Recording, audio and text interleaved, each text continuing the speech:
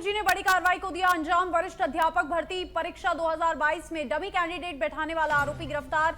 आरोपी ने प्रवेश पत्र में काट छांट कर 2 लोगों को परीक्षा में बैठाया था, फर्जी अभ्यर्थी बनवाकर बैठाया था। एसओजी की बड़ी कार्रवाई और यहां पर फर्जी अभ्यर्थी बनाकर बैठाने का मामला और मुख्य आरोपी यहां पर गिरफ्तार कर लिया गया है। डमी कैंडिडेट से जुड़ा है बड़ा मामला।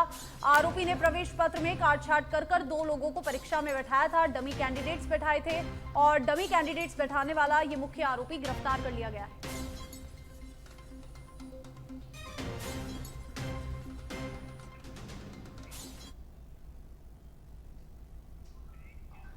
और वहीं दौसा में राजस्व कार्मिकों की कार को तेज रफ्तार डंपर ने टक्कर मार दी। इस हादसे में एक नायब तहसीलदार समेत 3 सरकारी कर्मचारियों की मौत हो गई। बड़ा हादसा बताया जा रहा है और हादसा लालसोट में नेशनल हाईवे 11 AE पर शिवसिंहपुरा गांव के पास हुआ। लालसोट पुलिस ने बताया कि हाईवे पर डंपर ने कार को टक्कर मार दी थी। सूचना के बाद तुरंत मौके पर पहुंचे तो वहां दोनों ओर गाड़ियों की लाइनें लग रही थी और भारी भीड़ जमा हो गई। कार को टक्कर मारने के बाद डंपर भी खेत में उतर गया और हादसे में लालसोट के व्यासो का नोहरा निवासी नायब तहसीलदार समेत 3 सरकारी कर्मचारियों की मौत हो गई, जबकि पटवारी और गिरदावर घायल है।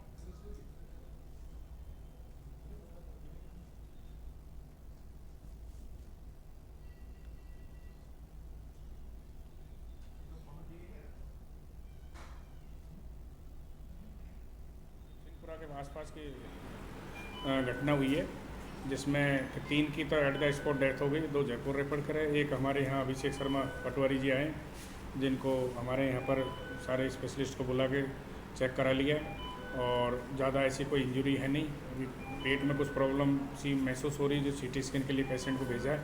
ऐसा हुआ कोई प्रॉब्लम तो हम उस हिसाब से ट्रीटमेंट कर देंगे। वैसे पेशेंट की कंडीशन ठीक है, वाइटल वगैरह सारे ठीक है। लालसोट से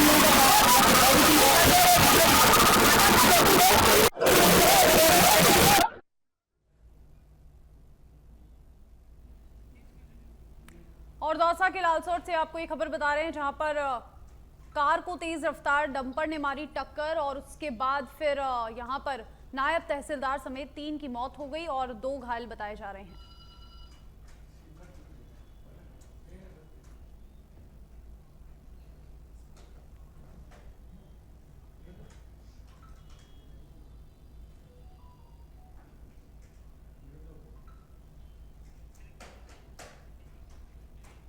राशन विक्रेता संघर्ष समिति के आह्वान पर स्थानीय संघर्ष समिति की ओर से आंदोलन जारी है, जिससे राशन वितरण का कार्य ठप पड़ा हुआ है। वहीं चित्तौड़गढ़ के कपासन में राशन विक्रेताओं ने सरकार की सद्बुद्धि के लिए शिवालय में जलाभिषेक किया और SDM कार्यालय के बाहर नारेबाजी कर SDM को मुख्यमंत्री के नाम ज्ञापन सौंपा और 30,000 रुपए मानदेय देने सहित 4 सूत्रीय मांगे रखी है।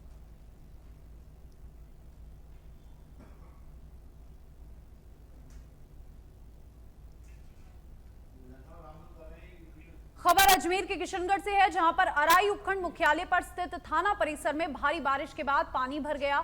यहां स्टॉक क्वार्टर के साथ अन्य स्थानों पर भी पानी का भराव हो गया, जिससे पंपर लगाकर बाहर निकाला जा रहा है। इधर किशनगढ़ की गोगुंदालाव झील पर पानी की चादर चलने लगी है।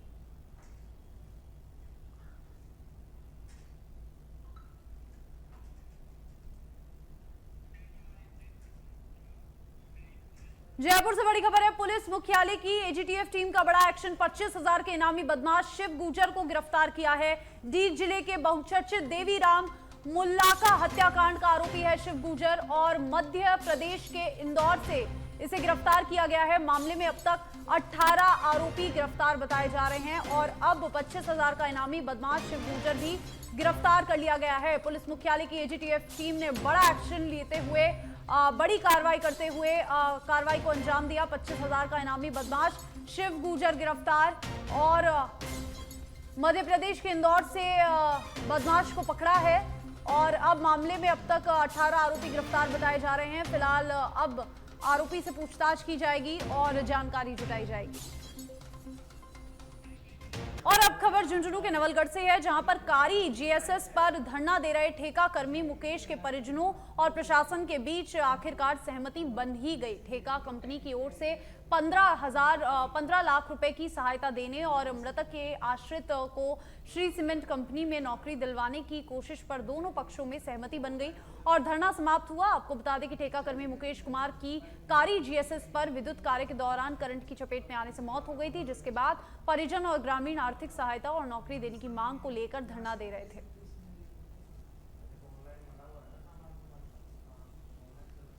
आप सबको पता है 46 दिन लगातार जिंदगी और मौत से संघर्ष करने के बाद हमारा लाडला मुकेश आज हम सबके बीच में एक एम्बुलेंस में आया। आप सबको पता है, बड़ी दुख की बात है। और आसपास के ग्रामीण परिजन और सभी लोग सुबह से धरने पे बैठे थे और अभी हमारी उसमें वार्ता हुई है कि हमारा मेन उद्देश्य इन घटनाओं की पुनरावृत्ति नहीं हो। इसके लिए सबसे बड़ी बात इस समझौते में जो हुई है वो दो हुई है कि एक तो पुलिस जांच करेगी अलग से, डिप्टी साहब हमारे साथ हैं, एक ही बिजली बोर्ड पहली बार कमेटी बना के अलग एक्शन से जांच कराएगा, वरना ये लोग धरने में छोटी मोटी बात करके लिपापोती कर लेते हैं। विशेष बात, दोनों जगह दोनों कमेटियां 1 महीने में अपनी रिपोर्ट देंगी। जो भी दोषी कर्मचारी अधिकारी हैं उनके खिलाफ कार्रवाई होगी, जो भी नियमानुसार है। कारी में जो ठेका प्रथा के कर्मचारी थे उनको तुरंत इमीडिएट हटा दिया गया और उनकी जगह कल से गवर्नमेंट एम्प्लॉय सरकारी कर्मचारी यहाँ होगा।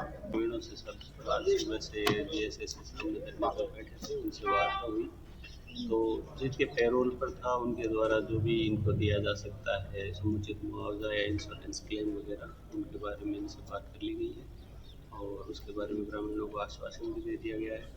तो इस बात पर वार्ता समाप्त।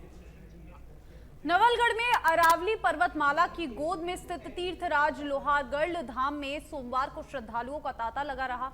लोहागढ़ के सूर्य कुंड में श्रद्धालु आस्था की डुबकी लगाकर पवित्र स्नान करते हुए कुंड के पास बने शिवालय में भगवान शिव का जलाभिषेक कर सूर्य मंदिर में पूजा अर्चना करने आए। इस बार सोमवार को देखते हुए पुलिस प्रशासन की ओर से भी सूर्य कुंड पर चाक चौबंद व्यवस्था की गई थी। सूर्य कुंड पर पुलिस के जवानों के साथ साथ आरएससी के जवान और निर्भय स्क्वाड का महिला दस्ते को भी लाया गया था। गत दिनों सूर्य कुंड रास्ते पर प्रशासन की ओर से अतिक्रमण हटाने के बाद लोहागढ़ धाम आने वाले श्रद्धालुओं को राह आसान दिखी।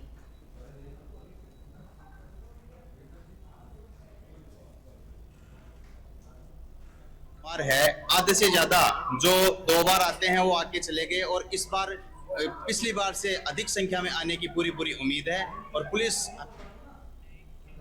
खबर भरतपुर से है, जहां पर भुसावर थाना परिसर में सुरक्षा सखियों की बैठक और थाना अधिकारी सुनील कुमार गुप्ता की अध्यक्षता में आयोजित हुई। बैठक में थाना अधिकारी ने सुरक्षा सखियों को नए कानून में दहेज और प्रताड़ना वाले बाल विवाह आदि के बारे में जानकारी दी। भुसावर थाना अधिकारी के कहने पर सुरक्षा सखी अपने इलाके की घटना होते ही संभावना की सूचना थाने पर दे देगी और सुरक्षा सखियों की ओर से बताई जाने वाली शिकायतों पर भी नाम गोपनीय रखा जाएगा। बिना किसी संकोच और हिचकिचाहट के थाने पर जानकारी दे सकती है। वहीं बैठक में थाना इलाके की सुरक्षा सखियों ने थाना इलाके में होने वाले अपराध नियंत्रण, सट्टा जुआ और अन्य काले कारोबार को रोकने के लिए सुझाव भी दिए। इस बैठक में police head constable Praveen Kumar, constable Lakhan Lal Meena सहित सुरक्षा सखियों ने भाग लिया।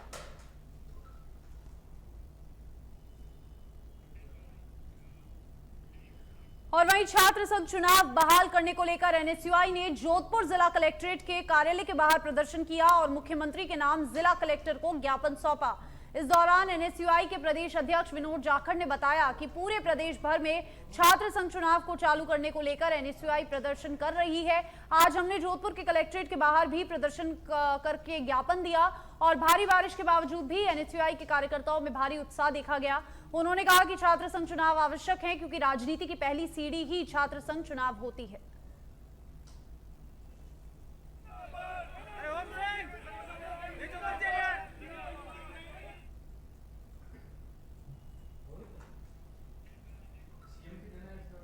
राजस्थान विधानसभा में कांग्रेस विधायकों का गतिरोध जारी। भारी हंगामा और गतिरोध के बीच धरने पर बैठे कांग्रेस विधायक, सदन में धरने पर बैठे कांग्रेस के सभी विधायक, विधानसभा में कांग्रेस विधायक कर रहे हैं कीर्तन। सत्ता पक्ष और विपक्ष के बीच सुलह की कोशिश।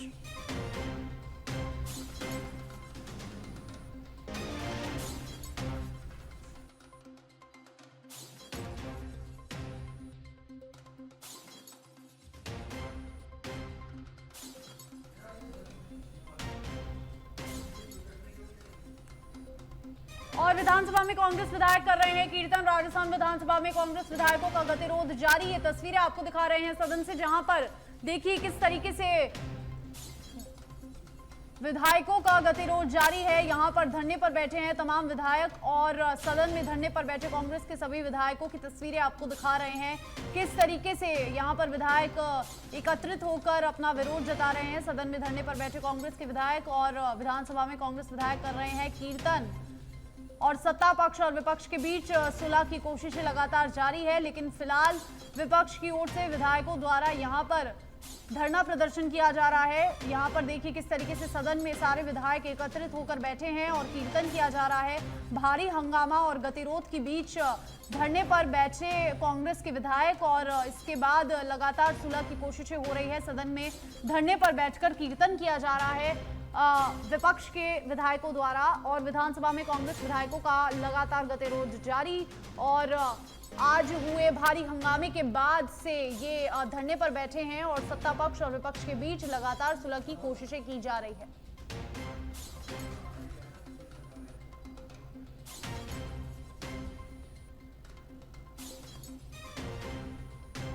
बड़ी खबर आपको बता दें, विधानसभा में कांग्रेस के विधायक कीर्तन कर रहे हैं, लगातार धरने पर बैठे हैं।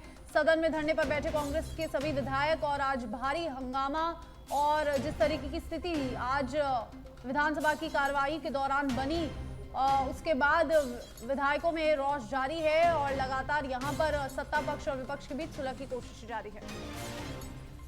और लोकेश ओला हमारे साथ सीधा फोन लाइन पर जुड़ गए हैं। लोकेश, देखिए किस तरीके से तस्वीरें आ रही है कांग्रेस विधायकों की सदन में बैठकर कीर्तन करने की, और आगे किस तरीके की कोशिशें लगता है कि पक्ष और विपक्ष में सुलह हो पाएगी, क्या संभावनाएं हैं? देखिए, जिस तरह से नए नियमों नए कानून को लेकर और नए नियमों और नए कानून के साथ में जो पब्लिक प्रोसिक्यूटर के जो ऑर्डर जारी किए और तबलीग बनाने का मामला जो सामने आया, जो गरम पटेल जो कानून मंत्री थे उनके बेटे को ही तबलीग बनाने का जो मामला है, इन सबको लेकर कांग्रेस पार्टी की ओर से आज कांग्रेस के विधायकों की ओर से विरोध जताया गया और नियुक्तियों को लेकर जवाब मांगने के लिए कांग्रेस के विधायकों नेता प्रतिपक्ष सीताराम येचुरी ने कार्य व्यवस्था मांगी, लेकिन कार्य व्यवस्था नहीं देने के चलते इन्होंने लगातार विरोध प्रदर्शन किया और सदन के अंदर लंच ब्रेक के बाद लगातार विरोध प्रदर्शन करते रहे। वेल में आकर लगातार विरोध प्रदर्शन किया कांग्रेस के तमाम विधायकों ने और धरने पर भी इस दौरान बैठे। इस दौरान स्पीकर वासुदेव देवनानी ने कार्य व्यवस्था देने को लेकर भी कहा और साथ ही इसी दौरान सत्ता पक्ष के विधायकों द्वारा भी विरोध जताया गया। ऐसे में कांग्रेस के विधायक मुकेश बाखर ने आसन की तरफ इशारा करते हुए कई जो बातें कही। तो इस दौरान आसन की मर्यादा को देखते हुए और नियमों के अनुसार और साथ ही आसन के अध्यक्ष स्पीकर की तरफ जो इशारा और किया गया, इस तरह का जो आरोप सत्ता पक्ष की ओर से लगाया गया, सत्ता पक्ष के मुख्य सचेतक जोगेश्वर गर्ग ने स्पीकर को निलंबित करने की मांग रखी। इस तरह प्रस्ताव उनकी ओर से रखा गया और प्रस्ताव सत्ता पक्ष के प्रस्ताव के साथ में ही जो स्पीकर ने भी उनको आगे की जो कार्रवाई जब तक चलता रहेगा तब तक के लिए उनको निलंबित कर दिया गया था। निलंबित करने का जो मामला सामने आया और उसी के साथ में कांग्रेस विधायकों की ओर से लगातार विरोध प्रदर्शन किया गया और कुछ देर के लिए सदन स्थगित भी रहा और सदन स्थगित करने के बाद पुनः सदन का पुनः संचालन शुरू हुआ। तो उस दौरान भी मुकेश बाखर सदन में बैठे रहे और इस दौरान मार्शल के द्वारा पुलिसकर्मियों के द्वारा मुकेश बाखर को बाहर निकालने का प्रयास किया गया। इस दौरान पुलिसकर्मियों और साथ ही कांग्रेस विधायकों महिला विधायकों के साथ में भी झड़प हुई। जो लगातार घटनाक्रम हुआ, इस घटनाक्रम को लेकर विरोध कांग्रेस के विधायकों की ओर से लगातार किया जा रहा है। सदन की कार्रवाई कल 11 बजे तक के लिए स्थगित की, लेकिन कांग्रेस के तमाम विधायकों द्वारा सदन के अंदर ही धरना यथावत रखने का निर्णय लिया। वो लगातार लोकेश, शुक्रिया आपका तमाम जानकारी के लिए।